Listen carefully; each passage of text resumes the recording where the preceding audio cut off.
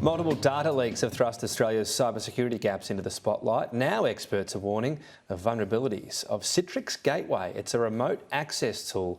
Joining me live is Alastair Macgibbon, Chief Strategy Officer at CYBERCX. So tell us, for those that are not tech heads, why does this matter and what's the danger here?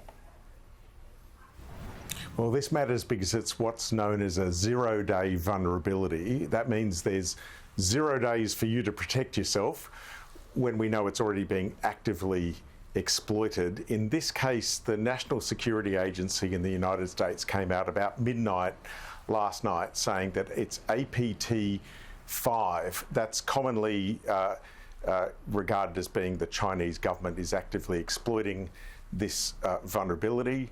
And it's a widely used piece of technology to allow remote work in particular. So it's time for all organisations that are deploying Citrix and also Fortinet, the world's second biggest firewall manufacturer, had a critical vulnerability that was released just yesterday as well. So it's time to patch and upgrade systems in preparation for Christmas, Tom. Right, so off the bat, with Medibank, we said, am I with Medibank? No, I'm safe from this. What about Citrix? Are we using it without realising it?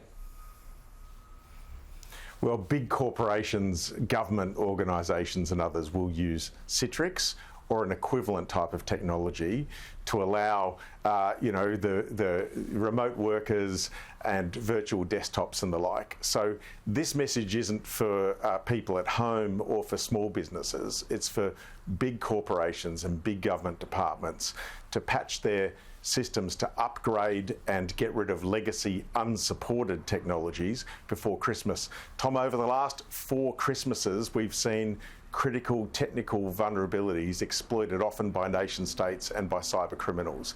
Last year, it was something called Log4j. The year before that, it was Microsoft print servers. The year before that, it was Acelian large file transfer systems. So what we do see is as Australia scales down for Christmas for a well-earned break, IT and IT security teams, sadly, often have those Christmases cancelled. What we're saying as an organisation is with 2 critical vulnerabilities, one of which is a 0-day being actively exploited, it's time now before Christmas to patch those systems and make sure those vulnerabilities don't exist.